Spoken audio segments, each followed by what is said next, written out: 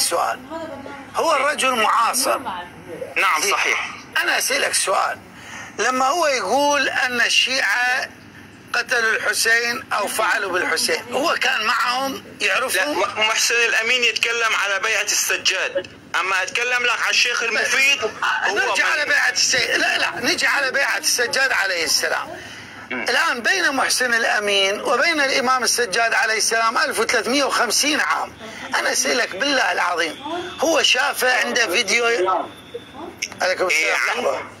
إيه هو عنده يا حاج وعد، جاب لك بالمصادر، جاب لك قال لك من تاريخ اليعقوبي. تعرف انت تاريخ اليعقوبي هذا قديم. اقرا لي، اتفضل اقرا لي من تحت. ايه راح اعطيك بس ثواني يا حاج وعد. ورد عليه عباس القمي، قال له كيف تسكن هذا الشيء. رد عليه عباس والله العظيم بحث كامل عندي بهذا الموضوع. قال له محسن الامين هي وقائع ما نحسن نلغيها، هي حصلت هي الاحداث. وتكلم عنها الشيخ كمال الحيدري تكلم بهذا الشيء.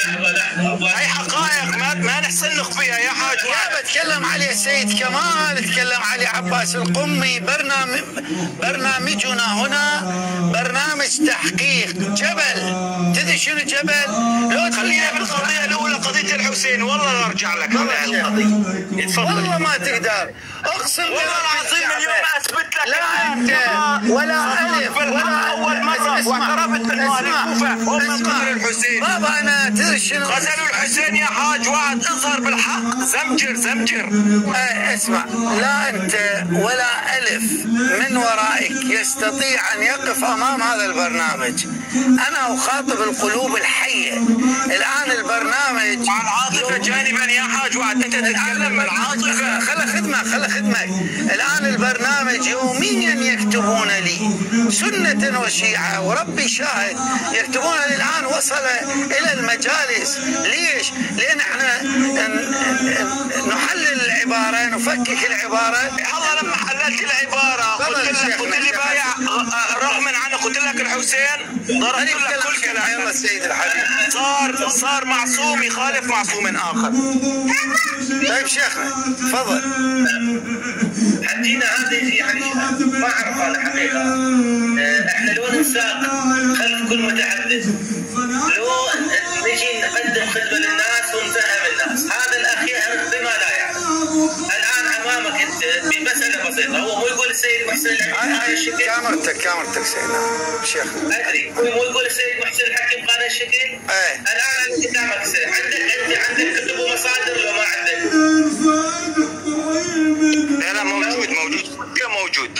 طيب انا ساعطيك. تعطيني الوقت الان اثبت لك امام الناس كالشمس، كوضاحة الشمس، انه السيد الامام السجاد بايع يزيد. ورد عليه عباس القمي، واجيب لك كلام عباس القمي كيف رد عليه، واجيب لك من تاريخ اليعقوبي. بحث كامل موجود عندي. ايها الاخ، انا جاي اكلمك. انت قبل يعني ليش ما عندكم لياقة الكلام؟ والله انا مستغرب عندك. هو اصول الكلام واحد يتكلم والثاني يسكت. انا اتكلم انت تسكت، انت تتكلم انا اسكت. شيخنا انت من تريد؟ هو امامهم ابن تيميه ابن المطهر الحلي كان يقول له شيخ الاسلام، هو اسمه ابن المطهر يقول له ابن المنجس. مين هم ولا ذول الياخر؟ يعني انا اطلب منك طلب امام الناس. في كتب ابن تيميه، ابحث لي في كتب ابن تيميه، ابحث لي عن هذه العباره. يعجب ربنا. ابحثها وتعال قل لي لقيتها. يعجب ربنا. ابحثها وتعال قل لي لقيتها حتى انا اعطيك الفكره اللي اريد اوصلها لك. الى ان تاتي انا ساتحدث قليلا عن مساله الكفر من بعد الحج والاخوان. شوفوا اخوان الكرام، الناس اللي تتكلم بدون علم هذه كلامها ما له قيمه. هذه الكتب موجوده والمصادر موجوده، واكو ناس تحقق وتذكر. كلمه جميله قال الحاج عن قبل قليل ان هذا البرنامج برنامج تحقيق. ساقول كلاما حول الكوفه، ومن اراد ان يراجع فليتفضل. الكوفه كحاضره اسلاميه بلد له امتداد عميق في التاريخ. بحسب الروايات التي عندنا الكوفة كانت موجودة منذ آدم ومنذ نوح. رجالك الثاني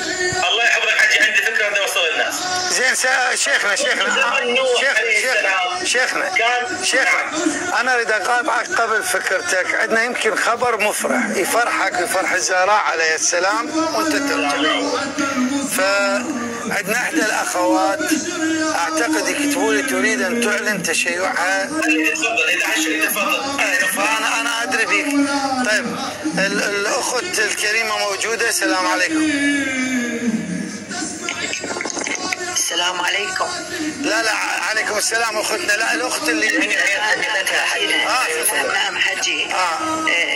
هي موجوده الان معي، موجوده الاخت ان شاء الله، بس هي ارادت انه اني اتكلم يعني اقل من نص دقيقه ان شاء الله. هي متشيعه حجينا، وتشيعها كان كذلك في يعني في امر يعني كرامه من امير المؤمنين عليه السلام. الان هي تشرح، لكن حبت اني اقدمها انه هي كانت بكريه واسمها فدك الهاشمي، وكانت من يعني وصفت نفسها كانت في عصر جاهليه كبير يعني، والان تريد ان تبين ما حصل لها من كرامات امير المؤمنين ومن المعجزه، كرامه ومعجزه لامير المؤمنين عليه السلام. وهي الان موجوده. تفضلي فدك حبيبتي، انت بعد ويا الحج ان شاء الله. تفضل. السلام عليكم. عليكم السلام ورحمة الله وبركاته. عظم الله لكم الأجر. الله يبارك فيكم، عظم الله أجوركم. أنا عفوا شكرا للأخت أم زهراء وصلتني بحضرتك. الله يبارك. لكن أنا راح أقول مقدمة بسيطة. هي أولا أنا طبعا اسم فدك هو مستعار كما تعرفون للتقية، لكن أنا من بني هاشم، أنا هاشمية، عائلتي هاشمية، وحضرتك تعرفون هم موجودين في العراق، واعتقد يعني موجودين في كل الدول العربيه، يعني عشيرتي معروفه. انا من بني هاشم، هاشميه اولا، وهم يعني علويه. ان شاء الله اكون من ذراري امير المؤمنين، شرف وعزه. سلام الله. وفخر لي ان شاء الله اكون من ذلك يعني. لكن أنا فقط أريد أقول في يعني هو حقيقة موضوع يعني استبصارنا للحق وخروجنا من ظلمات الجاهلية إلى نور ولاية محمد وآل بيت محمد، ما تم ذلك إلا بموقف عظيم من سيدنا مولانا. بس لحظة حتى قبل ما تكملين لحظة، لأن احنا مسؤولين أمام الله وإعلاميين. أنت أعلنتي تشيعك أمام قناة فضائية أو كذا حتى نكتب المتشيع. إذا بس لحظة، إذا الآن أول قناة تريدين من خلالها أن تعلن التشيع حتى نكتب إعلان تشيع، إذا أنت لا سبق وأنا أعلنتي نكتب قصة المتشيعة، فأنا حتى أفهم هل أنت أول مرة على مساحة إعلامية وعلى قناة فضائية من فضائية كلمات الفضائية، الآن أنت على قناة كلمات الفضائية، هل هذه أول مرة تعلنين على قناة فضائية وبث مباشر ولا سبق أن أعلنتي؟ نعم. يا أستاذ، أنا لم يسبق لي أن أعلن تشيعي على أي قناة فضائية. الله أكبر. أوضح الآن نقطة جدا مهمة حتى يعني لا يكون التباس. نعم. أنا اليوم جئت ليس أريد أن أشرح قصة تشيعي أو أعلن تشيعي. نعم. اسمح لي أكمل حتى الصورة تكون واضحة لحضرتك وللجميع. لأن موضوع التشيعي هو أو تشيع العائلة كلها يعني لست أنا فقط. حقيقة نحن مرينا بمحطات مهمة جدا ويجب الوقوف عندها. اليوم يعني أنا جاية حتى فقط أعرف نفسي إنه أنا متشيعة، لكن لم أسبق أن أعلن تشيعي في أي فضائية من الفضائيات. سوف أعلنها في قناتكم المباركة، لكن أنا اليوم أريد أن أذكر معجزة لسيدنا مولانا أمير المؤمنين علي حدثت هذه الأيام. تشيعنا تم قبل 14 سنة العائلة كلها، لكن هذه قصة التشيع مثل ما ذكرت فيها محطات جدا مهمة يجب تسليط الضوء عليها، لكن خليها في وقت آخر. إذا تسمحوا لي في وقت آخر إن شاء الله أنا أكون خدمة. لا، كل الوقت لكم، تفضلوا كل الوقت لكم. وسوف أكون صريحة في كل شيء. أما الآن إذا تسمحوا لي، لأنه وقعت معجزة مرة أخرى. شوفوا سبحان الله، نحن من الله علينا بنعمة التشيع بسبب كرامة من مولانا الإمام علي، وبها تم تشيعنا على يد عائلة عراقية من أشراف العراق، واجهة مشرفة كانوا يعني في أوروبا. أنا أتكلم، أنا أعيش في السويد. أما هذه التشيعات حدث قبل 14 سنة، لكن لأنه في حدث قريب جدا حدث معنا، هي معجزة حقيقية لسيدنا مولانا أمير المؤمنين مرة أخرى يتفضل علينا في معجزة حدثت في يوم 27/6 هذه السنة 2024. لذلك أرى من الأفضل، لأن الحادثة قريبة جدا بعد عيد الغدير الأغر بيومين، يجب أن أذكر، واجب علي أن أذكر هذه المعجزة التي تمت بفضل مولانا أمير المؤمنين علي ومنته علينا. ثم فيما بعد بوقت آخر إذا تسمحوا لي سوف أكون في خدمتكم وأوضح لكم كل شيء وتفاصيل تشيعنا، وما هي الكرامة أيضا التي كان السبب في استبصارنا لنور الحق ودخول ركوب سفينة النجاة، سفينة محمد وآل بيت محمد. هل الآن أوكي صارت الصورة واضحة؟ تفضل. نعم. في بدء يعني مثل ما تعرف أستاذ ويعرف جميع الأخوان، إنه بعد الذي سوف أقوله سوف تقوم القيامة عليه وتم التهريج أنتم مشركون تستعينون بغير الله. تقوم القيامة عليه وتم التهريج أنتم مشركون تستعينون بغير الله. تقوم القيامة عليه وتم اكتم يا عسوب الدين، اكتم. طيب بس أرجوك لا تذكرين معلومات خاصة عنكم. معلومات. لا أنا لن أذكر معلومات خاصة. أنا سوف أكون يعني سوف أنقل الأحداث بأمانة لكم. سوف أحاول وأتمنى من الله بمحمد وآل محمد أن أستطيع أن أعمل كنترول على مشاعري بصراحة، لأن لازلنا نعيش تحت تأثير النفسي للمعجزة.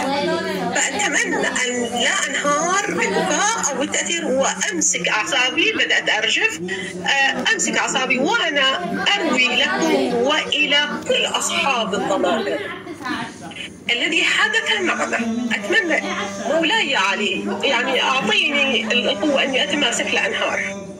نحن جميعا لازلنا تحت تأثير معجزة مولانا. أنتم تعرفون جميعا بعد قولي هذا سوف يهرجون علينا ويقولون أنكم مشركون تستعينون بغير الله، هذا معروف. ولهذا إذا تسمح لي يا أستاذ، قبل لا أدخل بالحديث بمعجزة مولانا والذي حدث معنا، سوف أقول مقدمة إذا تسمح لي. يقول الله تعالى في سورة المائدة، هذه ردا على اللي سوف يهرجون. يقول الله في سورة المائدة، بسم الله الرحمن الرحيم، يا أيها في سورة المائدة آية 35، يا أيها الذين آمنوا اتقوا الله وابتغوا إليه الوسيلة وجاهدوا في سبيل الله لعلكم تفلحون. هذه الآية هنا تبدأ بتوجيه الأوامر الإلهية إلى أهل الإيمان وتأمرهم بأن يتخذوا وسيلة للتقرب إلى الله. وهذه الوسيلة يمكن أن تكون عبادات مثل الصلاة، الصيام، أو يكونوا أولياء مقدسين مكرمين عند الله. هذا بشكل عام. طيب هنا بس يعني اللي يسمعني إنه الله وجه الخطاب إلى الذين آمنوا. أنتقل إلى أنا طبعا سوف أضرب أمثال لا على الحصر، لأنه لسنا الآن في مجال الحوار أو نقاش عن الوسيلة والتوسل وحليتها في الإسلام، لكن هي فقط مقدمة سريعة. سوف أذكر لكم مصدر في كتبكم. الآن استشهدت أنا بآية قرآنية، الله يؤمر بالوسيلة. الآن سوف أذكر لكم رواية في مسند أحمد هي عندكم على أعلى مرتبة من الصحة. طلعوا على مسند أحمد صفحة 138 جزء 4.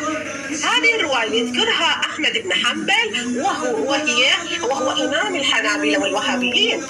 ما نصها إن رجل ضرير البصر أتى إلى النبي صلى الله عليه وآله من عندي فقال دع الله ليعافني. قال إن شئت دعوت لك وإن شئت أخرت ذلك فهو خير. فقال ادعوه. فأمره أي الرسول أمره أن يتوضأ فيحسن وضوءه فيصلي ركعتين ويدعو بهذا الدعاء: اللهم إني أسألك وأتوجه إليك بنبيك محمد نبي الرحمة. يا محمد إني يا محمد يا المنادى هنا. هذا الرسول هو يقول له كرر هذا الدعاء في صلاتك لتقضى حاجتك. رسول الله هنا مشرك والعياذ بالله. يا محمد إني توجهت بك إلى ربي في حاجتي هذه فتقضى لي، اللهم فشفعه فيه وشفعني فيه. قال ففعل الرجل فبرئ. في مسند أحمد أكرر صفحة 138 الجزء 4. هذا الحديث هو في أعلى مراتب الصحة عندكم. هنا عودا على بدء أرجع إلى الآية. في الآية يخاطب الله سبحانه وتعالى يا أيها الذين آمنوا. الآن في هذه الرواية اللي هي صحيحة في أعلى مراتب الصحة يثبت إن رسول الله، أنا لم أتكم بفلان وفلان، لا يثبت إن رسول الله هو الذي طلب أن يقول يا محمد التوسل. هنا نرجع إلى الآية القرآنية يخاطب فيها المؤمنين. طيب لو نبحث في الكرة الأرضية من هم المؤمنين؟ من هم عفوا أنا قفزت لحديث لرسول الله صلى الله عليه وآله يقول فيه يعرف يضع قاعدة ذهبية يعرف فيها المؤمن. فقال يا علي لا يحبك إلا مؤمن ولا يبغضك إلا ما راح يعني أنطق اللفظ لكن لا يحبك من ليس من ظهر أبيه ما معنى أو منافق. طيب هنا فنبحث في الكرة الأرضية من هم الذين يحبون علي، من هم الذين يتبعون علي، من هم الذين بعد استشهاد رسول الله إلى الآن يضحون وقدموا كل غالي ونفيس في حب علي وآل علي. من هم؟ نعم الجواب هم الشيعة، هم شيعة محمد وآل محمد. إذا هم المقصودين هنا في هذه الآية يا أيها الذين آمنوا. مع هذه الآية مع حديث الرسول الثابت المتعارف عليه والمشهور إذا هم المؤمنون هم شيعة علي. بما اني فقط جزئيه اخرى واختم فيها هذا الكلام، بما انه الله امرنا باختيار وسيله للدعاء والتوجه اليه لقضاء حوائجنا وحددهم محمد رسول الله. بما انه ثبت رسول الله فبالتالي بما انه الامام علي هو نفس رسول الله بنص القران حسين مني وانا من حسين، اذا كل ما ينطبق على رسول الله هو يجوز على الامام علي واهل والائمه من ولده، إذا لأنهم كلهم من نور واحد. وهنا في هذه الآية وأنا هنا أوجزت حاولت الأختصر حتى لا أطيل عليكم وأدخل في الحادثة ومعجزة سيدنا مولانا أمير المؤمنين علي، وهذه المقدمة أكحل فيها عيون الذين يتنفسون ببغض علي وشيعتهم والذين سوف يهرجون علينا ويقولون مشركون إنهم يدعون من دون الله. اللهم صل على محمد وآل محمد وعجل فرجهم ولعن أعدائهم من الأولين إلى قيام يوم الدين. بعد يوم الغدير بعد بيومين يوم 27/6 في هذه السنة كان لدينا طفل هو عنده مشكلة صحية، عيب خلقي في القلب. تدهورت حالته الصحية واضطرينا ندخله إلى المستشفى. دخلنا في الطفل إلى المستشفى في يوم 27 في شهر السادس. تم بعد الفحص عليه ومعاينته قالوا الدكاترة إنه الوضع جدا خطير ويجب تدخل جراحي فوري. كان الدكتور المشرف على الحالة هو بروفيسور اختصاص بجراحة القلب والشرايين سويدي ودكتور عراقي. قابلنا الدكتور العراقي ليوضح لنا التشخيص وقرار الدكاترة، وبدأ يشرح لنا الوضع، وضع كل شيء أمامنا وكان صريح جدا وقال لنا يعني أضعوا كل الاحتمالات أمامكم. بالمناسبة هنا أعمل وقفة قليلة. سبحان الله، يعني الأمر ليس اعتباطي وفي شيء عائلة هذا الدكتور نفسه اللي العراقي اللي هو شارك في عملية الطفل هي نفسها العائلة اللي شيعتنا قبل 14 سنة، أو أبوه والدته وأبو دكتور ووالدته دكتورة. أبو دكتور اختصاص في القانون العلوم عفوا القانون العلوم السياسية، ووالدته دكتوراه عندها في العلوم الإسلامية وكانت محاضرة هي. هم على يديهم يعني تشيعنا. الدكتور الآن اللي هو التقى فينا وهو راح يشارك في إجراء العملية لولدنا الصغير، هو ابن هذه العائلة التي جرت هنا معجزة أمير المؤمنين علي. سبحان الله، في أول مرة جرت كرامة عظيمة لمولانا معنا، والآن يكرر مولانا تفضله ومنته علينا فينقذ الولد. سوف أقول لكم. قابلنا الدكتور شرح لنا كل شيء، قال لا، سألنا هل يوجد نسبة، هل ممكن تحدد لنا نسبة في نجاح العملية؟ قال لا نستطيع أن نحدد نسبة العملية. هنا أم الطفل كانت منهارة، فقالت للدكتور، قالت له يعني ماكو أمل بالعراقي. أنا أحاول لا أتكلم باللهجة العراقية حتى يكون كلامي واضح إذا كان هناك عرب، لكن بعض الكلمات العراقية يجب أن أقولها لأنه اللهجة العراقية تلامس القلب. فقالت للدكتور يعني ماكو أمل. الدكتور كأنه لاحظ التفاتة من عنده لشيء معين، فرد قائلا لا، لم ينقطع الأمل، هناك أمل.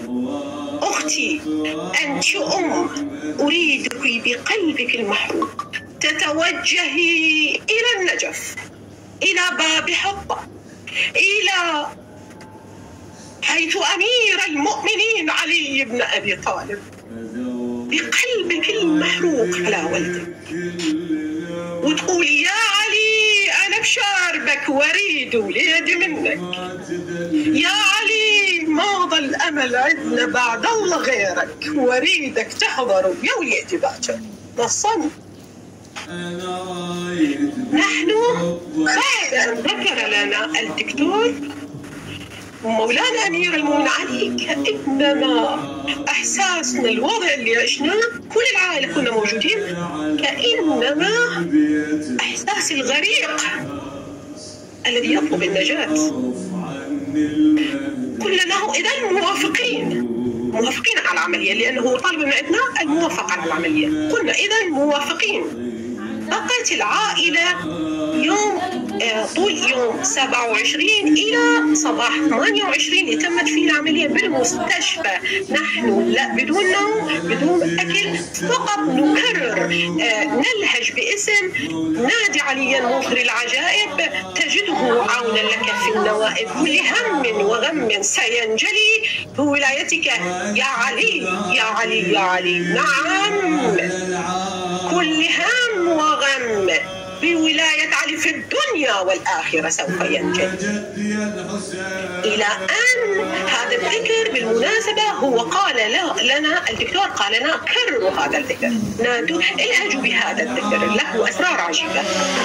ثاني يوم الساعة 9 صباحا جاء الكادر الطبي ليأخذ الطفل إلى العملية.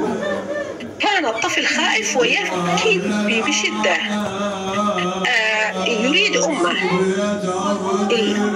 البكاء للطفل يجهد قلبه، وبنفس الوقت تحول لون وجه الطفل إلى الأزرق. هنا المتبقي ماذا حدث في غرفة العمليات؟ هنا نقله إن الدكتور، سوف أقول لكم نصا الذي حدث، لأن المعجزة حدثت في غرفة العمليات. حاول الكادر الطبي تهدئة الطفل وإسكاته دون جدوى. بعد لحظات الطفل سكت وأخذ ينظر إلى سقف غرفة العمليات، إلى السقف، ويبتسم ويرفرف بيديه ورجليه كأنما يرى أحد ويطلب منه أن يحمله. تفاجأ الجميع بهذا المنظر، ثم مباشر الطفل صغير عمره سنة لا يتكلم، ثم نطق بالإنجليزي إمام علي. هنا وقعت الصدمة على الجميع، طفل لا يستطيع أن يتكلم نطق باسم إمام علي ويرفرف يحرك بإيديه ورجليه كأنما يطلب أن يحمله. هو يرى ويبتسم.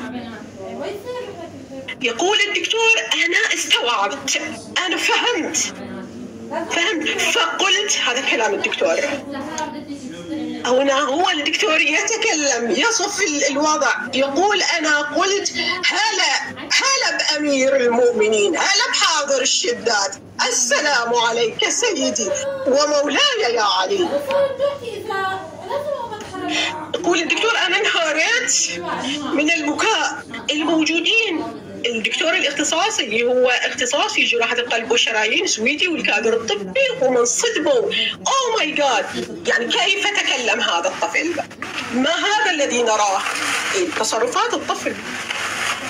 هنا الدكتور قال له فلنستغل الفرصة، الولد في حالة هدوء ولنعمل العملية. أعطوه البنج، أعطوا الطفل البنج، وقال الدكتور قال بسم الله علي ولي الله، وبدأت العملية. الدكتور يقول العملية سارت بسلاسة غير طبيعية، كل الأجهزة تشير إلى استقرار وضع الطفل. بالرغم نحن كنا متوقعين أن نفقد الطفل أثناء العملية، لأن كل المؤشرات وكل المعطيات تدل على أن العملية فاشلة من الناحية الطبية. صار كل شيء على ما يرام. ونجحت العملية نجاح أبهر الجميع. لم يكن أفضل شخص متفائل لم يكن يتوقع هذه النتيجة. كان التوقع أن يفقد طفل أثناء العملية، لكن كان لعلي رأي آخر، كان لأمير المؤمنين رأي آخر، ونجحت العملية نجاح مبهر، حتى إن الدكتور الاختصاص الجراح قال الذي حدث في غرفة العمليات غير طبيعي، توجد قوة، هكذا هو لفظه بالضبط أنقل لكم، قوة خارقة قد كانت موجودة معنا. عندما انتهت العملية خرج الدكتور العراقي، كان عيونه حمر ووجهه أحمر من التأثر بين عليه. احنا لما شفنا وجه الدكتور أدركنا إن حدث الذي كنا نخشاه. حاولنا أن نسأله، توقفت الكلمات في حناجرنا. أم الطفل انهارت في الأرض فقالت له لا تقولها، دخيلك يا دكتور لا تقولها، يعني لا تخبرني، الولد راح. فقال لها الدكتور وهو في قمة التأثر لا بل أقولها، صلى الله عليك يا أمير المؤمنين. قال لها أنت استغاثيتي بأمير من علي وقلت يا أبا الغيث غثنا يا علي برثنا، فقطعت بنا الأسباب يا علي ولم يبقى بعد الله غير بابك. يا علي ابشر بك وريد وليد منك، وريدك تحضروا يا وليدي باكر. حضر هنا ارتجال من الدكتور، كان منفعل متأثر، جاوب هو قال حضر بيها الصميدة يشرف إشراف، حط ايده على قلبه وطيب جروحه. بعدها الولد دخل إلى غرفة العناية المركزة والأمر كله تمام بفضل الله ومنة وفضل سيدنا مولانا أمير من علي بن أبي طالب. أنا فقط هنا أريد أقول شيء معين. الذي حدث في غرفة العمليات ليست كرامة عادية، هي معجزة حقيقية. والدليل نرجع إلى القرآن، نرجع إلى التاريخ. طبعا انا راح اقول الامثال تضرب ولا تقاس، فلا تصعدوا علي بالماء العكر تقول انها تقيس الطفل بسيدنا عيسى. سيدنا عيسى انا دا اتكلم ناحيه المبدا انه طفل يتكلم ينطق، هذا اعجاز. الاعجاز هو الشيء الخارق للطبيعه، تكلم وهو في المهد.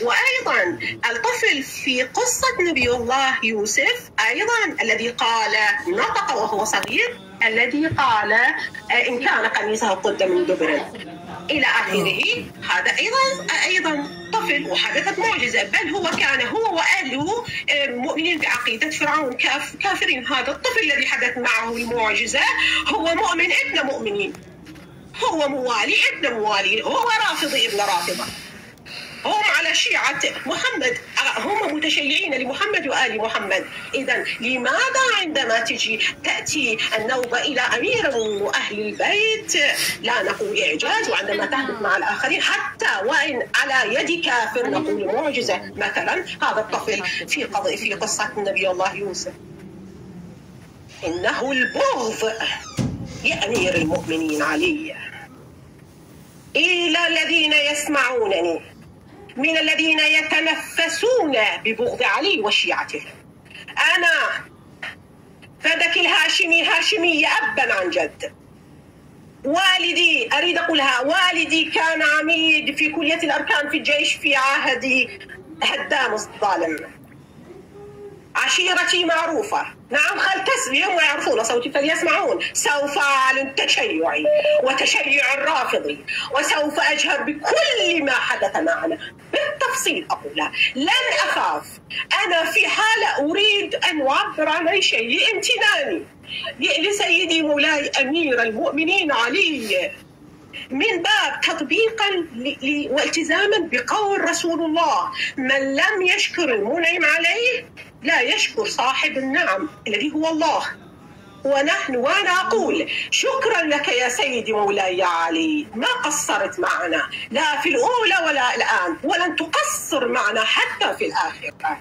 سيدي مولاي شكرا لك بعدد ما خلق الله من خلقه، شكرا لك بعدد أنفاس الخلائق. سيدي ومولاي ماذا أعرف لو الكلمات لو كانت البحار مدادا والله لن تحصي كراماتك، فضائلك، معاجزك، لن تنفد والله الكلمات، لتنفذ الكلمات، لينفذ البحر كله قبل أن تنفذ معجزاتك، كراماتك، منتك، وفضلك علينا. وأيضا بهذه المناسبة أقدم شكري إلى الدكتور العراقي الذي هو واجهة مشرفة لكل العراقيين، لكل الشيعة الرافضة الأبرار. شكرا لك، كنت معنا إنسان حقيقي، كنت عشت الحدث، تأثرت فيه، أنت الذي وجهتنا صوبة، انقطعت بنا الأسباب، أنت قلت لنا، قلت توجهوا حيث باب حطة، باب أمير إلى علي الذي لا يوجد أحد في الخط، طرق بابه ورده خائبا حتى لو كان ملحد، فما بالكم أنتم. شكرا له. وفي الختام أقول صلى الله على محمد وآل بيت محمد الطيبين الطاهرين، وعجل الله فرجهم، ولعنة الله على أعدائهم من الأولين إلى قيام يوم الدين. ولما عند علي بيمن يتشلب وقت الضيج. الله يبارك فيكم أختنا. الآن احنا عادة نطلب من المتشيع اللي ما أعلن سابقا تشيعه أنه ينطق بالشهادات الثلاثة. فالسيد ميثم الموسوي ما أدري يعني مستعدة أنه يلقنكم الشهادات الثلاثة لتكون أول منصة إعلامية قناة كلمات الفضائية تشهد لانطلاق وإعلان هذه الأخت وصرخة هذه الأخت بالولاء لأمير المؤمنين عليه السلام. فحبذا لو السيد ميثم الموسوي يكون موجود أو سماحة الشيخ أو أنا ألقنها إن شاء الله الشهادات الثلاثة. فقولي اللهم صل على محمد وآل محمد، اللهم صل على محمد وآل محمد، اللهم صل على محمد وآل محمد. أشهد أن لا إله إلا الله وحده لا شريك له. أشهد أن لا إله إلا الله وحده لا شريك له. وأشهد أن محمدا عبده ورسوله. وأشهد أن محمدا عبده ورسوله. وأشهد أن عليا وفاطمة وأبناءهما بالحق حجج الله. وأشهد أن عليا وفاطمة وأولادهم بالحق حجج الله. اللهم إني أتولاهم وأبرأ إلى الله من أعدائهم. اللهم كل جوارحي نطقتها في الأول وأنطقها الآن بكل جارحة فيها. اللهم إني أواليهم وأتبرأ من أعدائهم. اللهم إني أوالي من والاهم وأتبرأ من مبغضيهم. اللهم سجلها لي ولكل عائلتي، سجلها لنا ونبايع سيدنا ومولانا الإمام الحجة بن الحسن المهدي صلوات الله عليه حجة له في أعناقنا إلى أن نموت. عجل الله فرجه ونصر شيعة علي بن أبي طالب وأعلى برهانهم. اللهم صل على محمد. اللهم لا تفرق بيني وبينهم طرفة عين في الدنيا والآخرة. اللهم لا تفرق بيننا وبينهم طرفة عين في الدنيا والآخرة. ببركتك وبركة الصلاة على محمد وآل محمد. ببركتك وبركة الصلاة على محمد وآل محمد. اللهم صل على من صلى على محمد وآل محمد. صل على محمد وحده لا حج. اللهم صل على محمد. أفلح من صلى على محمد وآل محمد. اللهم صل على محمد وآل محمد. سماحة الشيخ أسد الحق علي، أنا دائما أعقب ولكن تقف الكلمات وأعجز عن مزج الحروف لوصف هذه الحالة، وهي حالات كثيرة يحضر فيها مولانا أمير المؤمنين عليه السلام. فمن خلال شاشتي كلمات الفضائية أقدم لكم الكلمة، وأريد منكم كلمة حول كرامة الحسين، كرامة أمير المؤمنين التي دائما تتجسد في مثل هذه اللحظات. فماذا تقول للأخت ولمن يريد أن يرى طريق النور من خلال هذه الشاشة الطيبة؟ تفضل شيخنا الكريم. الله يحفظكم حج ويبارك فيكم، تقبل أعمالكم إن شاء الله. أولا أبارك للأخت الكريمة، وثانيا أقول لها أبكيتنا. وأنا كنت أرى تعليقات الأخوة الكرام على التكست أيضا يشاركون نفس الشعور، كثير منهم كتبوا أنك أبكيتنا. أختي الكريمة، ما تفضلت به لا يستطيع أن يبصره كل أحد. هؤلاء مثلا الذين يناوئون أمير المؤمنين ويعادون أمير المؤمنين من حيث يدرون أو لا يدرون، لا يستطيعون أن يبصروا هذا النور. فقدوا حاسة الشم، فلا يستطيعون أن يشتموا تلك الروائح والعبق الطيب من تلك البقاع الطيبة، من تلك الأسماء الطيبة. هذا توفيق عظيم من الله سبحانه وتعالى أن أخرجكم من حال إلى حال. أما كرامات أهل البيت عليهم السلام فهي أكثر من أن تعد. أنا وغيري وكثير من الناس لمسناها لمس اليد. ولو أردنا أن نتحدث عما جرى معنا في حياة لذكرنا الكثير، ولكن هنالك قلوب عميت وقلوب اغفلت، قست ففقدت النور فلا تبصر هذا النور. شيخنا بس بعد اذنك، الان السيد عامر العوادي تبرع الى مشروع الصديقة الزهراء ب$300 اكراما لهذه الكلمات ولاستبصار الاخوة ولمشروع الصديقة الزهراء عليه السلام، فجزاه الله خير الجزاء. عفوا. جزاه الله خير الجزاء. شكر الله لك. فنقول اختي الكريمه حجينا بس خلي يكمل سماحة الشيخ. هذه الكلمات لا يبصرها كل احد. هؤلاء القوم الذين تعرفينهم هؤلاء قست قلوبهم فهي كالحجاره او اشد قسوه. هؤلاء لم يبصروا نور محمد صلى الله عليه وآله وسلم، لذلك يتعاملون مع رسول الله صلى الله عليه وآله كما يتعاملون مع أي فرد. هؤلاء لم يبصروا نور أهل البيت عليهم السلام. نأسف حقيقة أن يبصر أن النصارى، للأسف الشديد في واقعة المباهلة، النصارى أبصروا عظمة تلك الوجوه فقالوا لقد جاءنا محمد صلى الله عليه وآله بوجوه لو أقسمت على الله أن يزيل جبلا من مكانه لأزاله. النصارى أبصروا هذا، وهنالك من المسلمين من عمي عن هذا، هنالك من المسلمين من يشكك في هذا. نحن لا نحتاج إلى أن يوافق فلان أو لا يوافق فلان. أقول هنيئا لك، ونسأل الله تعالى لك ولنا أن نزداد حبا وولاء وتعلقا بأمير المؤمنين صلوات الله وسلامه عليه. الكلمات عاجزة حقيقة عن وصف هذا الذي تفضلت به، ولكن هذا شيء بسيط جدا من عطاء وكرامات أهل البيت عليهم السلام. فنشكر الله أن عندنا هذه الأبواب وهذه الوسائل التي نتوسل بها.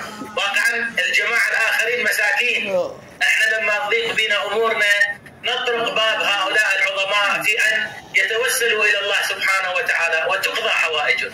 المساكين وين يروحون؟ هذه أيضا موفق شيخنا التثيري في قضية الشيخ الوائلي اللي ذكرها على المنبر وفي القضايا. وبالمناسبة ونحن في ذكرى عاشوراء الإمام الحسين عليه السلام، كتب السنة واللي الآن يعاند الآن نظر أن شخصا كان فيه جرب وشفي ببركة تراب الإمام الحسين عليه السلام. هذا مش إحنا، السنة هم الذين كتبوا هذا الكلام. فأحسنت سماحة الشيخ، عندنا هذا النور المحمدي. وكما تلاحظون إحنا شوي قبل شوي نزلت دموعنا، الآن نضحك. ليش؟ لأن نفرح لفرحهم ونحزن لحزنهم. لما سئل الإمام الصادق عليه السلام ورأى جموعا تذكر الحسين عليه السلام فقال لهم ما هذه الجموع؟ قال نذكر جدك الحسين عليه السلام. قال إنها مجالس يحبها الله ورسوله، إنها مجالس يحبها الله ورسوله. فنحن نفرح لفرحهم ونحزن لحزن. الله لا يفرق بيننا وبينهم طرفة عين. أحسنت شيخنا الكريم، الله يبارك بيك. والآن نفتح باب الاتصال للمخالفين اللي عنده. جينا بس تنويه بس تنويه قليل لو سمحت. تفضل. طبعا الأخت قبل يومين لما كنا نتحدث في هذا الأمر أنه القصة في بث أحد بثوث الأخوة، وطلبت من عندها أنه تذكر رؤوس أقلام فقط حتى يكون الكلام كامل بالتفاصيل على قناتكم المقدسة. الله يبارك. وطبعا مع العلم كان الدكتور نفسه اللي هو يعني أشرف على العملية كان موجود معنا في البث، والله في البث كان موجود معنا ويتكلم، لكنه يعني لم يستطيع يصعد لأنه دكتور معروف تعرفوا أنتم، وكان يعني يخشى على نفسه بعض الامور، واعتقد انه موجود الان في البث ويسمعنا. هذا شرف انه الناس بالتفاصيل وبالامور تاتي الى قناتنا، وثواب هذه قناه كلمات الفضائيه اللي انا اطلب من الجميع انه ترددها. هذا ايضا بوجود سماحه الشيخ اسد الحق علي، هذا أيضا ثواب إلى من ساهم أيضا في هذه القناة وبذل من أمواله ومن وقته.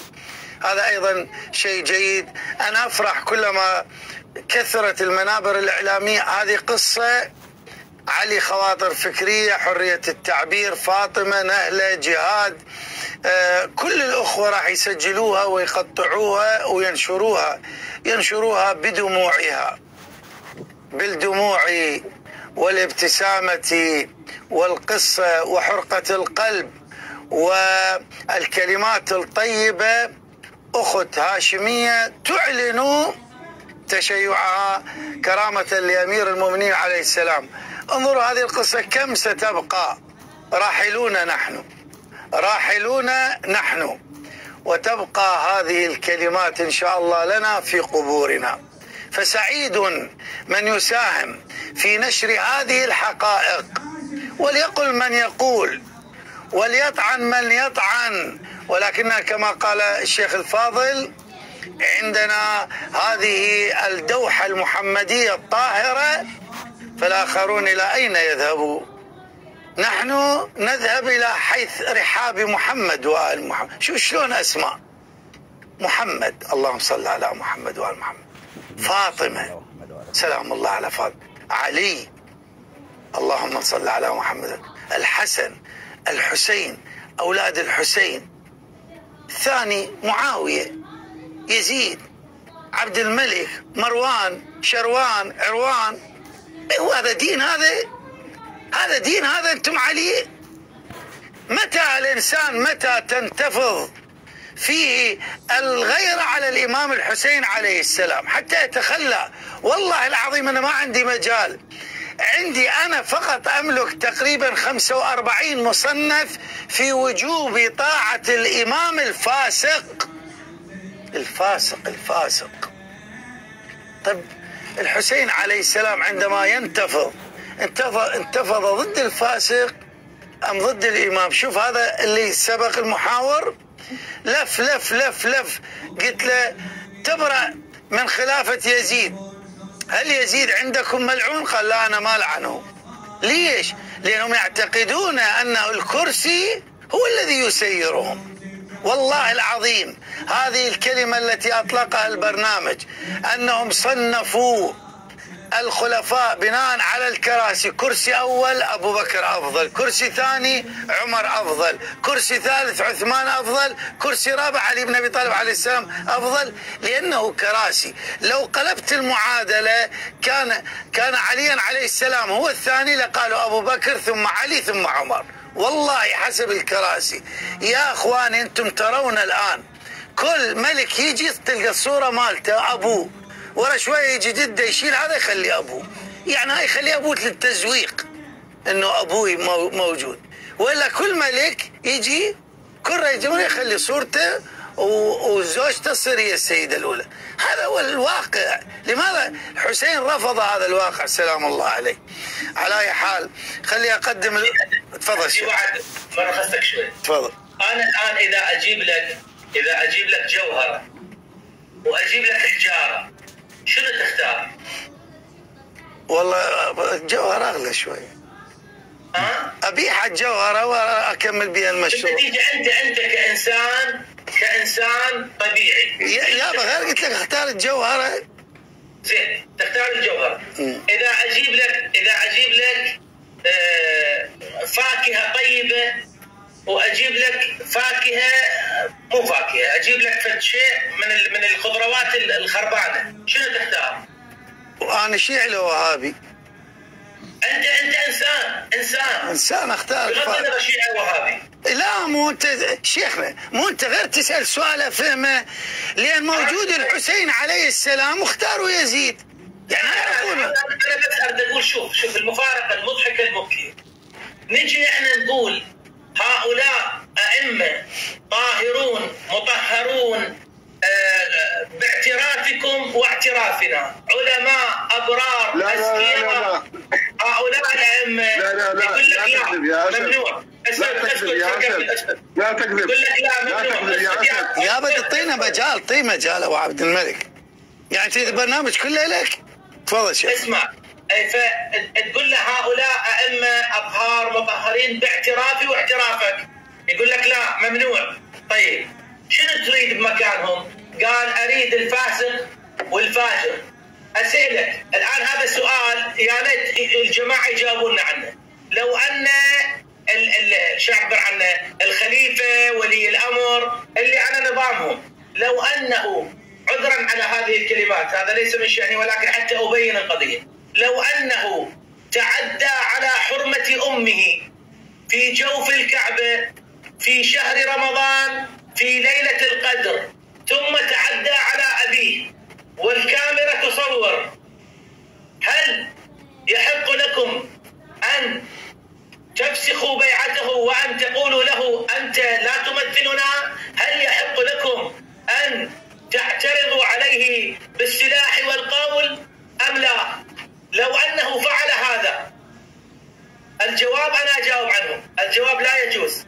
عجيب، أنا أقول لك إمام طاهر معصوم ما تقبله، وأنت تريد تخلي البديل فاسق فاجر حتى لو جاء بالغلبة.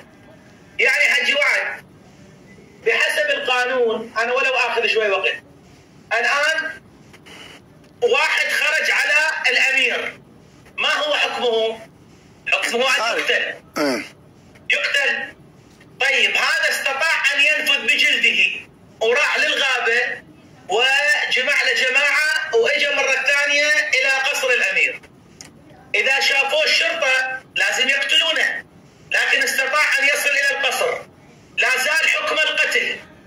إذا دخل إلى القصر أي واحد يقدر يقتله، لكن استطاع أن يدخل إلى أن وصل للخليفة ولولي الأمر وأزاحه من مكانه وجلس في مكانه. الآن ما هو حكمه؟ لازم الطيعة. أمير المؤمنين